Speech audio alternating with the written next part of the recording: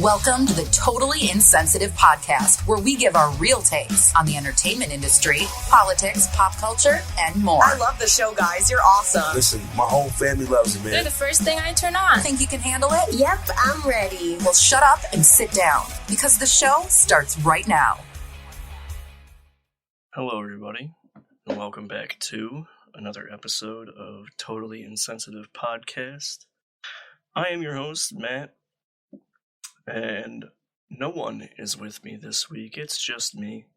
So, as this usually goes, it'll be me talking about a subject or a couple subjects, and we'll see how long. I don't really have this one planned out, and I have to apologize for that. It's been an exceptionally busy couple of weeks assisting with my cousin who's getting married in 2 months.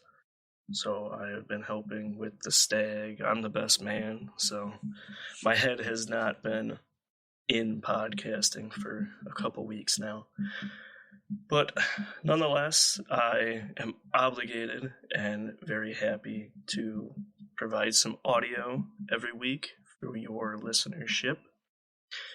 You guys are the backbone of this, and without you guys, this wouldn't exist. So thank you for listening to the podcast. I probably don't say that enough, but I genuinely appreciate it. And yeah, let's get into it. So I wanted to start by talking about something that came up today, actually, while I was at work. A colleague of mine and myself were talking about how culture has changed over the last 80 years. So we were talking about how it's no longer acceptable to say some of the things that are used to be said or act in certain ways, and I'll give you an example.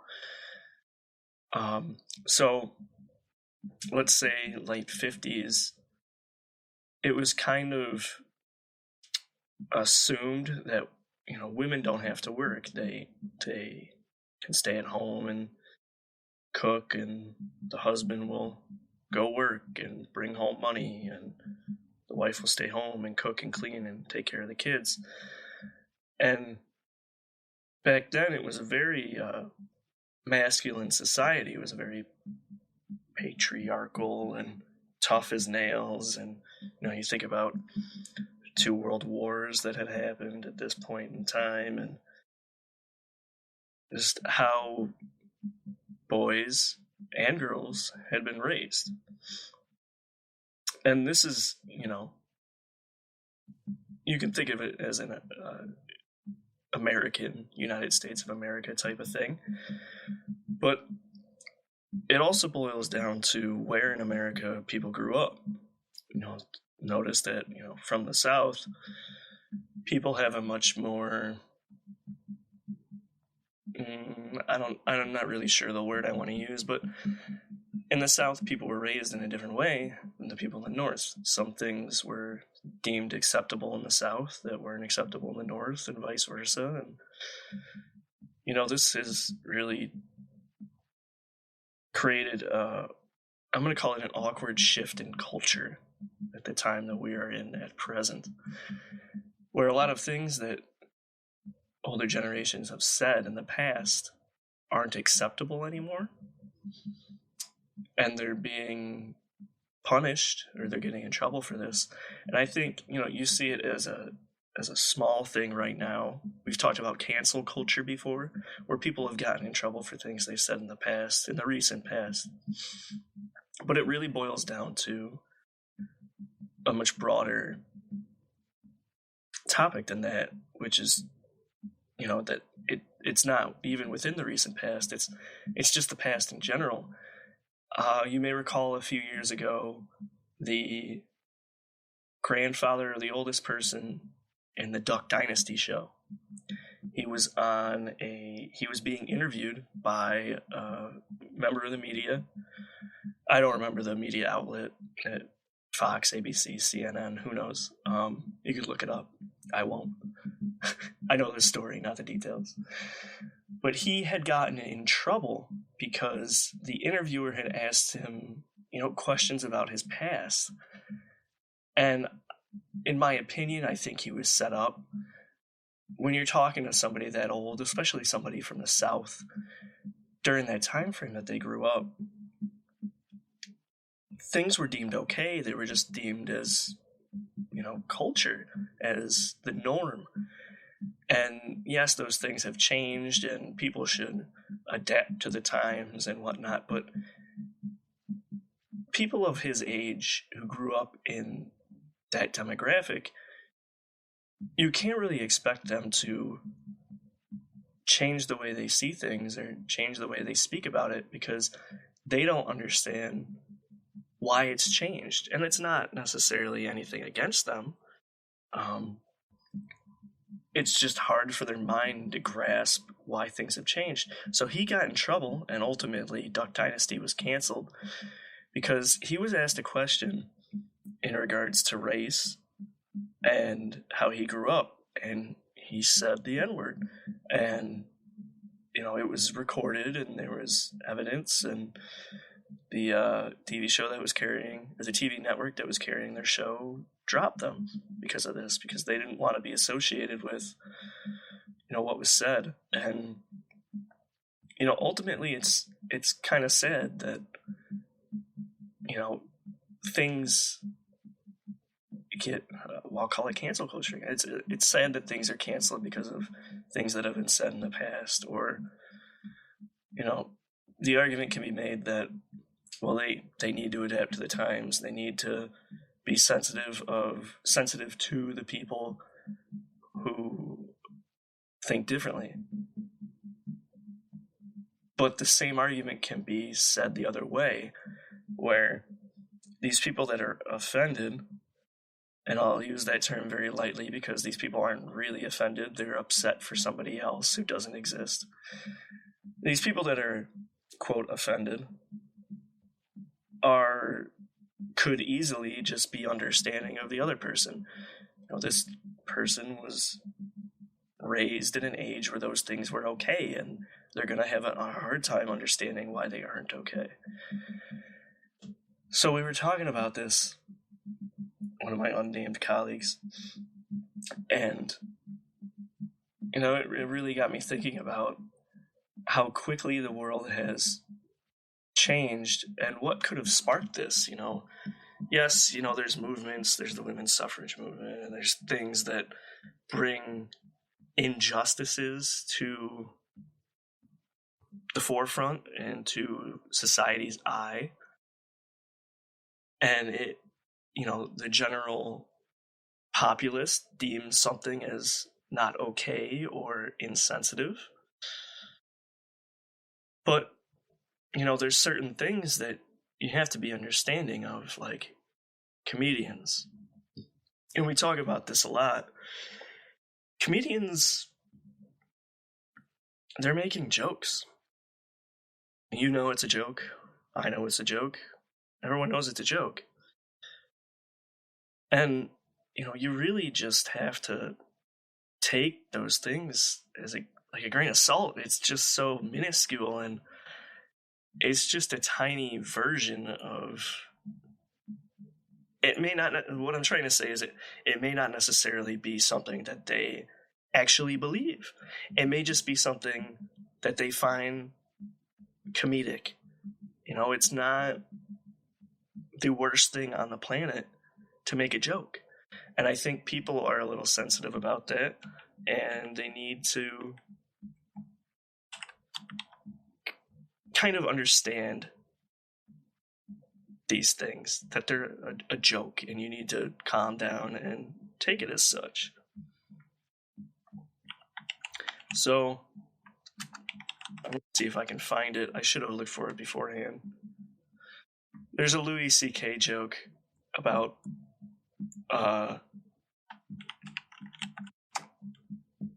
let's see if I can find it. Oh, here it is. So I'm going to play a segment of a Louis C.K. stand-up. You should only need the audio, but yeah, let's listen for a second.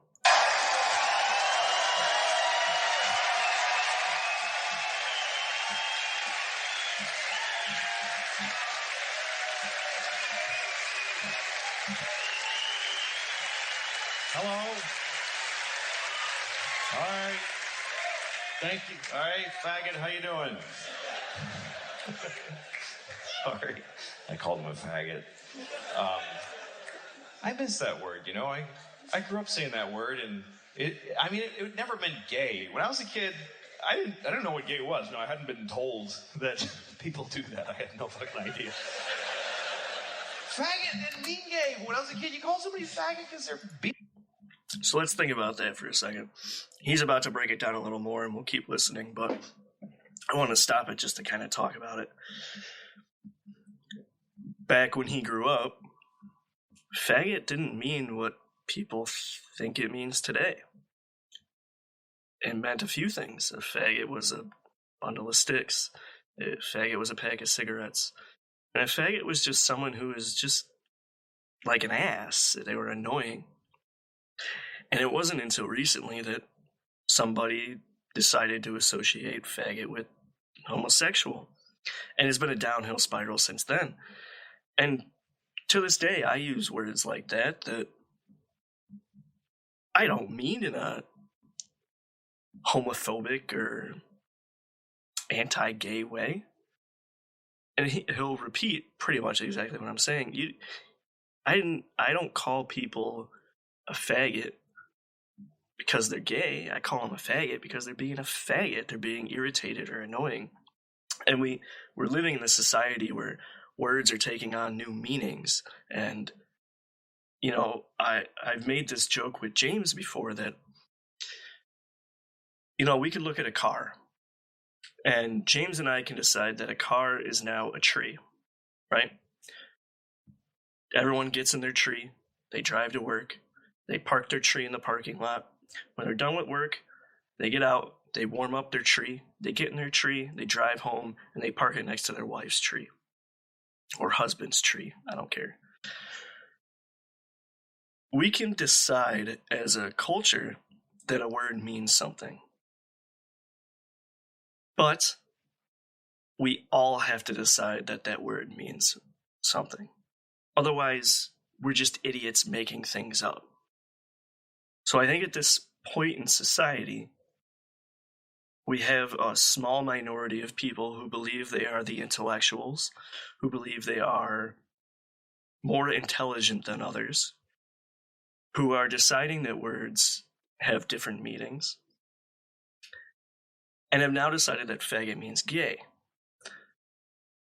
which opens up a whole crack of worms about homophobia and things like that. But in actuality, that's not the case, and most of the populace knows that faggot doesn't mean gay. But for some reason, this small percentage of people are getting away with this. They're controlling the way our society is flowing. And I could really get into this deeper, but I don't want to, because I think people will take it the wrong way, and they will not understand, and they will deem me as homophobic or things like that. So I won't go down that road, but we'll listen to a minute or two of this Louis C.K. skit, because he really touches on things that, you know, I think people need to understand. And yes, it's a joke, but it's boiling on some points that our society could really learn from. And I will say this stand-up is from 2012, so it's a little dated, but, you know, early 2000s was where shit really started to hit the fan. So, all right, here we go. Being a faggot, you know? Someone's just being a faggot. Shut up, faggot. I'm not supposed to use those for that. Shut up, faggot. Didn't mean, like, I would never call a gay guy a faggot unless he's being a faggot. But not because he's gay, you understand? Like, if I saw two guys blowing each other, and I don't know why I'm watching them do it, but if I just happen to, I don't know, I stumbled upon a couple of fellas blowing one another on their respective penisia. It's a plural for penis that I invented today. Penisia. I would be respectful to them. I would, hello, gentlemen, whatever, But if one of them took the dick out of his mouth and started acting all faggy and saying annoying faggy things, people from Phoenix are Phoenicians or something like that.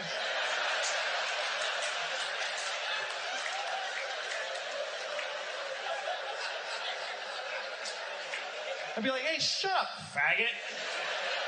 Faggot!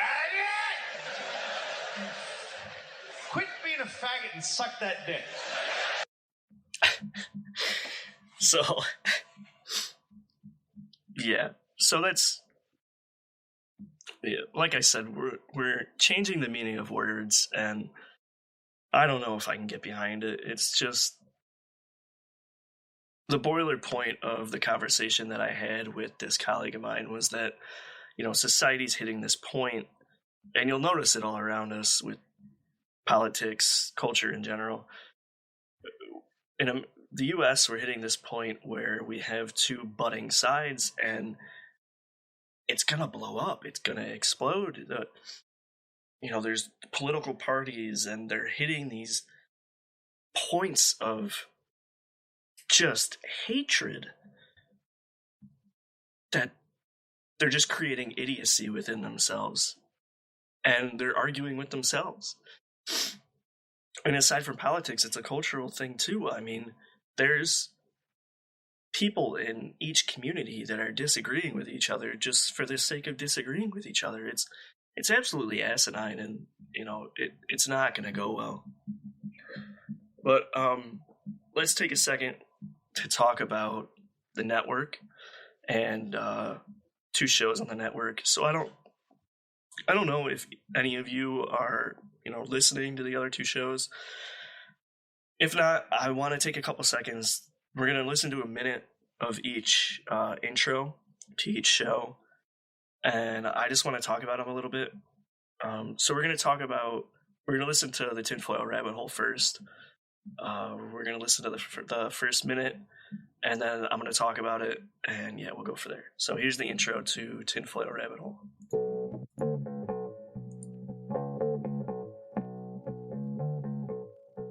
Welcome to the Tinfoil Rabbit Hole, the show that goes deeper than just the page one search results. I am your host, the White Rabbit. This show comes to you from deep down within our tinfoil rabbit hole.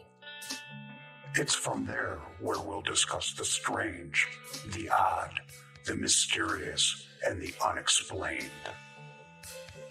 We'll explore every subject with its accepted definition and understanding, and dive deep into the interweb in search of alternative possibilities. So I invite you to put on your tinfoil hat and stay with me a while inside my tinfoil rabbit hole.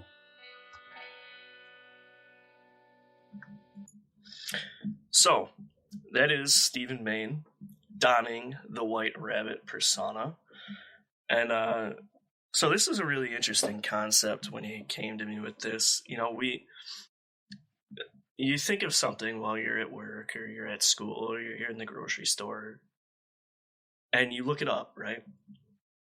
And once you get your answer, you stop looking. And you most likely, I'd say about 80% of the time, you click the first link, especially if it's on something you don't know anything about, but you're curious.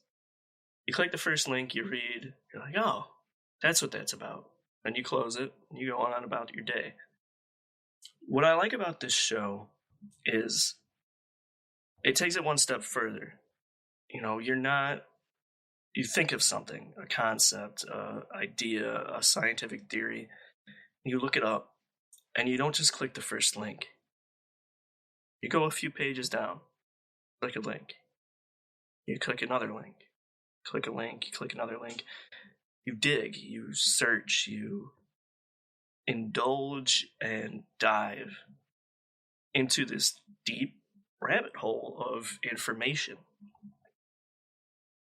When Stephen and I were discussing the logistics of the show, he kind of, in his demo, he kind of touched on this White Rabbit persona, where it's not him. It's this darker alternative side that questions society and looks past the norm. And I really liked that. It was extremely unique. Sorry, my dog ran by. Frenzy, psycho, scared the shit out of me. It's very unique, and there's not a lot like it. And he does it very well. He does it extremely well. And it's a very interesting concept. So it releases twice a week. Every once in a while, it's once a week. But on Saturday, he dons this White Rabbit persona. And Tuesday, he doesn't. He talks to us like himself. He does the show as himself. And it's very interesting. I would go check it out.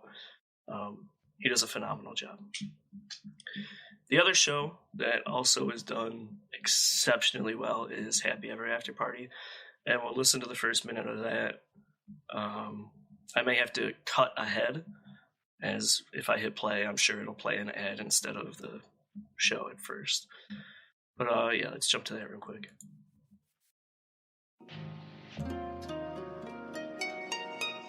Every story has a happy ever after.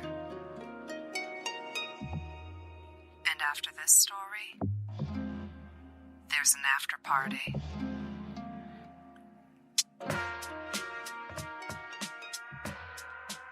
Hello, everybody.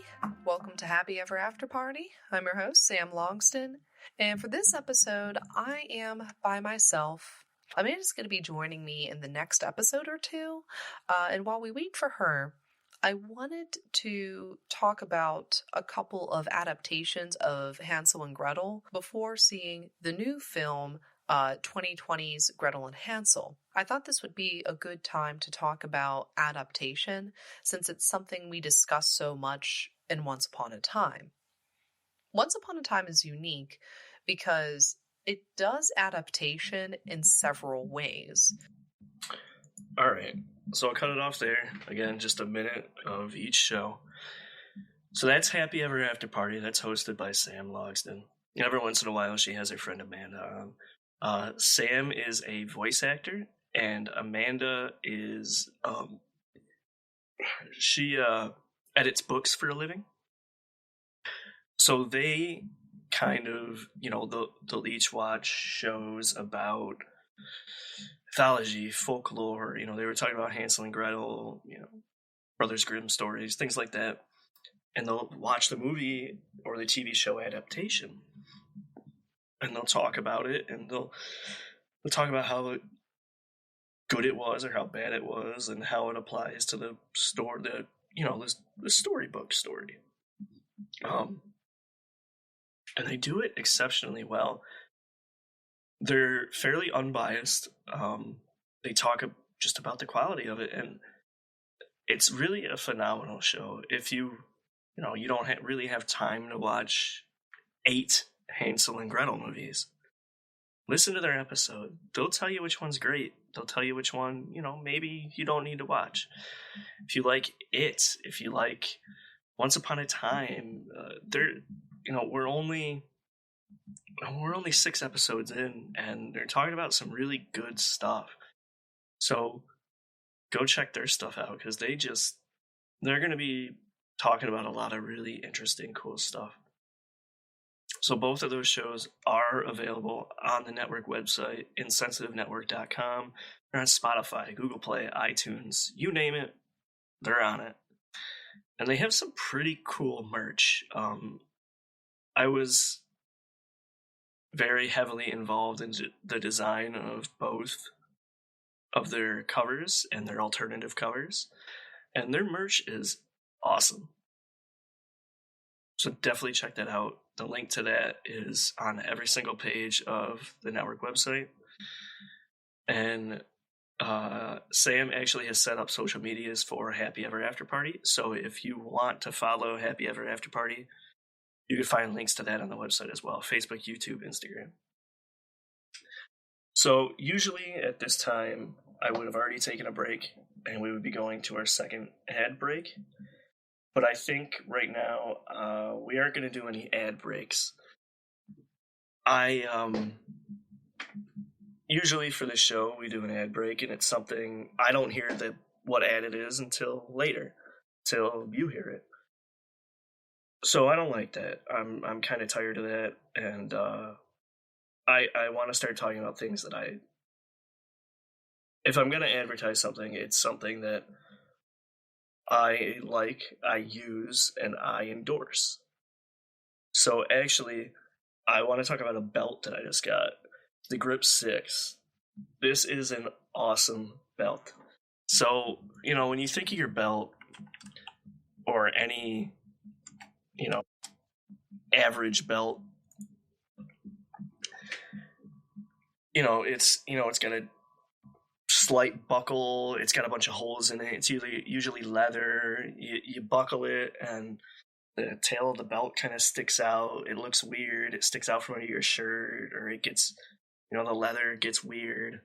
And then there's people that have seat belt belts, which, if you're like 14, that's pretty cool. You're an adult, not so much. But what's really cool about this Grip 6 belt is just the technology of it. So it's a aluminum buckle that's like a plate, right? And it's got 2 grooves in it. And the belt itself is like paracord. It's a very tough, durable belt, but it doesn't have holes in it. So you may think, how do I even put this belt on? So it actually uses a pretty cool system. It uses tension. You feed the end of the belt through this cut in the aluminum, and you tuck it behind the belt itself through your belt loop. So you don't have this stupid freaking thing sticking out, making you look like a dumbass, right? And it uses tension to stay on. So the cord is coarse enough that it grips the aluminum and stays on. And if you just bend the aluminum up, you're not really bending the aluminum, but if you fold the buckle up, it releases and comes off super easy. But while it's down, there's enough tension to keep it on your body so your pants don't fall down. It's a really awesome belt, and they're pretty cheap. They're like $30. But what's cool is they're super customizable. So, you could get a black belt, a gray one, a brown one, blue, all these other colors, and you can get different colored buckles that you can change out. They have just regular like gunmetal, they have aluminum, they have like ones with carbon, they even have ones with like a wood layover on it. And then they have some with like cutouts and different designs, different sizes too. It's really an awesome belt. Definitely go check them out. Totally worth it. Grip6.com. I think if you order I ordered 2 belts and I got free shipping. The best part too is they're made in the USA. So definitely go check them out. Totally worth it. And yeah, let's get back into the show. I didn't really have a ton to talk about. We talked about that piece at the beginning. I wanted to talk about the 2 podcasts, a little bit of Louis C.K., and I wanted to talk about the belts. So I think I'm going to scroll through Twitter news, and we'll see what's on there, because I haven't checked on anything since, I may have done this last week, but I haven't paid attention to anything in the last week. I've been so busy.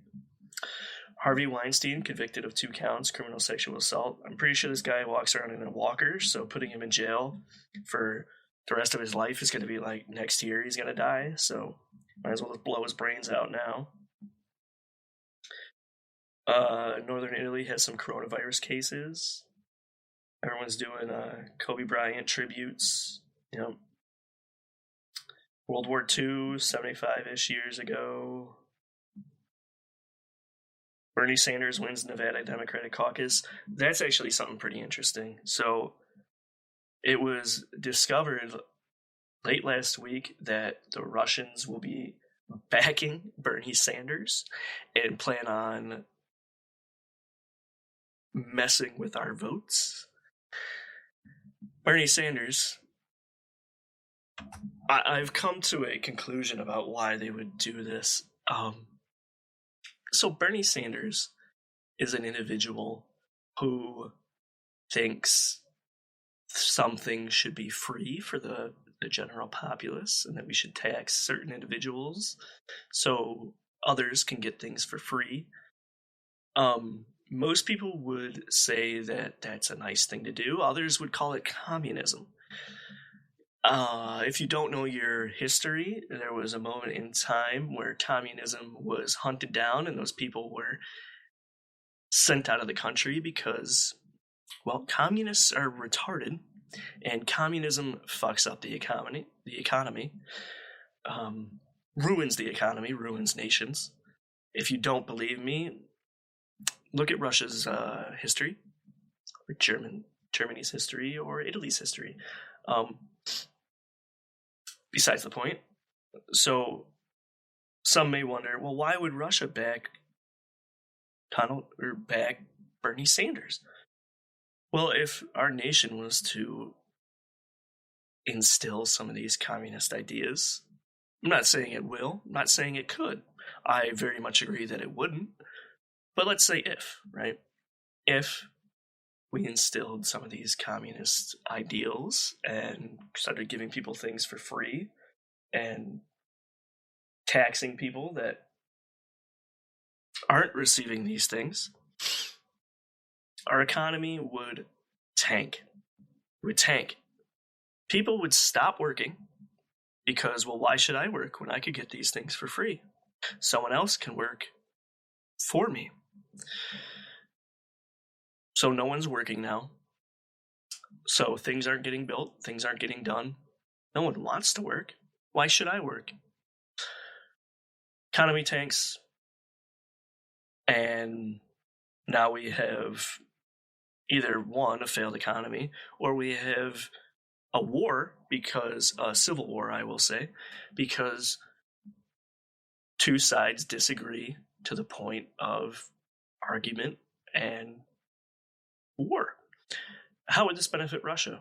Well, this benefits a lot of countries that don't necessarily like us, such as North Korea or Russia, or most of the terrorists in the Middle East, because now we're not focused on our outside adversaries. We are focused on each other, and our government will be trying to calm us down, or they will take a side and fight with that side, and the other side will be backed by one of our adversaries. So I want everyone to really just understand how communism could genuinely fuck our country. And I will say socialism as well, because that is just a fancy word for communism. If you don't believe me, do your research. Don't be stupid. So if you're wondering how I'll vote, probably not for Bernie. But we'll get into that closer to election time when I start covering elections. All right. So the guy that's always been trying to prove that the Earth is flat, Mike Hughes, who keeps trying to launch himself in a homemade rocket to prove it, he died. Rocket crashed, he died. Stupidity will kill you, people. Be smart. Look shit up. Do your research. Don't launch yourself into fucking space if you're not a goddamn rocket scientist. Rocket surgeon. Yeah, not really much. So I would like to say thank you, everybody, for consistently listening to our show. And please, go on iTunes and leave us a review. Even if you don't have an iPhone, go to iTunes on your computer, leave us a review, leave us some stars. Just, that stuff really, really helps. And it lets us know what you want to hear, what you like hearing, and if we're just genuinely sucking wiener. So let us know. I appreciate that. Go check out the website, follow us on Facebook, YouTube, Instagram, and go listen to the other two shows. They are phenomenal. I really can't express that enough. But that'll be enough for this week. So thanks, guys, and we'll see you next week. Peace.